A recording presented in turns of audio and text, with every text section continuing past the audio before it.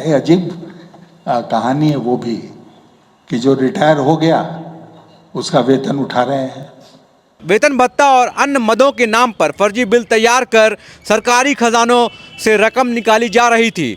जांच टीम को कई संदिग्ध बैंक ट्रांजैक्शन, फर्जी वाउचर और कागजात मिले हैं। और ऊपर के पदाधिकारी जो हैं वो नोटिस ही नहीं किए कि खर्चा बढ़ रहा है।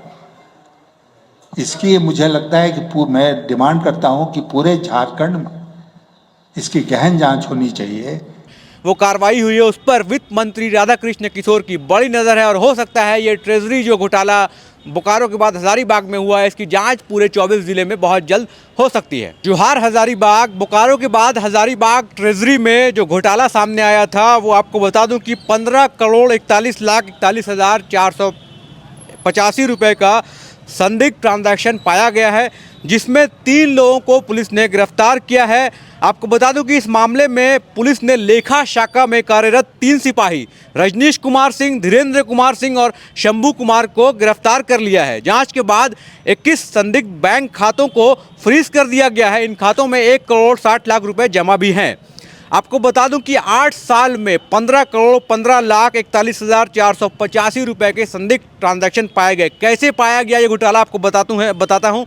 घोटाले का खुलासा तब हुआ जब ट्रेजरी निदेशालय ने जिला कोषागार को अलर्ट जारी किया। निदेशालय ने बताया कि 2 बैंक खातों में पिछले 8 वर्षों के दौरान 15,41,41,000 के संदिग्ध ट्रांजैक्शन हुए हैं। इस सूचना के बाद जिला प्रशासन ने अपर समाहर्ता की अध्यक्षता में 4 सदस्यीय जांच टीम गठित की। जांच में सामने आया कि अस्थायी पे आईडी बनाकर सिस्टम की प्रक्रिया को दरकिनार करते हुए फर्जी बिल पास किए गए। सरकारी राशि की निकासी कर उसे अलग अलग खातों में ट्रांसफ़र किया गया। इस मामले में जिला कोषागार पदाधिकारी की शिकायत पर लोकसिन्ना थाना में एफआईआर दर्ज की गई। पुलिस पूछताछ में 3 आरोपियों ने संलिप्तता स्वीकार कर ली है। इस पूरे मामले में शंभू को लोग मास्टरमाइंड कह रहे हैं। पुलिस बता रही है कि शंभू जो है मास्टरमाइंड है। घोटाले की अन्य एजेंसी से हो सकती है जांच, ऐसा वित्त मंत्री राधाकृष्ण किशोर ने बताया है। बोकारो हजारीबाग ट्रेजरी घोटाला मामले में वित्त मंत्री राधाकृष्ण किशोर ने कहा कि मुख्यमंत्री हेमंत सोरेन असम से लौट आए हैं। इस मुद्दे पर उनसे चर्चा की जाएगी। एक के बाद एक दूसरे जिले में इस तरह की घटनाएं सामने आना चिंताजनक है, इसलिए इसकी जांच राज्य की किसी अन्य एजेंसी से कराई जानी चाहिए। उन्होंने यह भी कहा कि सरकार चेक एंड बैलेंस सिस्टम को पूरी तरह दुरुस्त करने पर मंथन कर रही है ताकि भविष्य में ऐसी गड़बड़ियों की कोई गुंजाइश ना रहे। बोकारो में हुए घोटाले से खुली परतें, अब नए खुलासे। इस मामले का खुलासा तब हुआ जब बोकारो पुलिस की लेखा शाखा का लेखपाल कौशल्य पांडे घोटाला करते पकड़ा गया। उसने कुबेर पोर्टल पर छेड़छाड़ कर 4,29,71,000 रुपये की अवैध निकासी कर उक्त राशि सीधे अपनी पत्नी अनु पांडे के बैंक खाते में ट्रांसफ़र कर दी थी। इस मामले के सामने आने के बाद पुलिस एसोसिएशन ने सभी जिलों में इस तरह की गड़बड़ी की आशंका जताते हुए जांच की मांग की है। उसी के आधार पर हजारीबाग में भी जांच शुरू हुई। जांच में सामने आया कि यह घोटाला कई महीनों से योजनाबद्ध तरीके से चल रहा था। वेतन भत्ता और अन्य मदों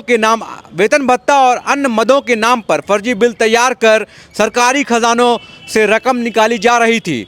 जांच टीम को कई संदिग्ध बैंक ट्रांजैक्शन, फर्जी वाउचर और कागजात मिले हैं, जिनसे संकेत मिलता है कि यह नेटवर्क बिहार और झारखंड तक फैला हो सकता है।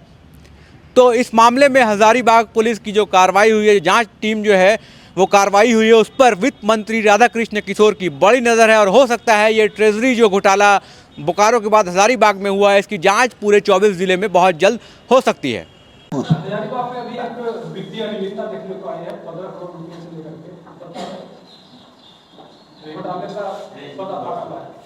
पुलिस का, हाँ पुलिस वो हमने भी देखा है, अजीब कहानी है वो भी, कि जो रिटायर हो गया उसका वेतन उठा रहे हैं।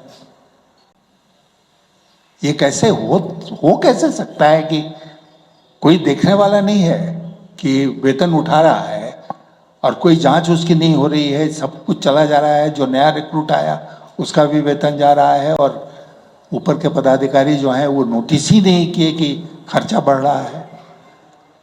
इसकी मुझे लगता है कि मैं डिमांड करता हूं कि पूरे झारखंड में इसकी गहन जांच होनी चाहिए कि जहाँ जहाँ जिला पुलिस कार्यालय है वहाँ वहाँ इस तरह का अगर घपला हुआ है, नहीं हुआ है, जांच हो और जितने दोषी हैं उनको सख्त से सख्त सजा दी जाए।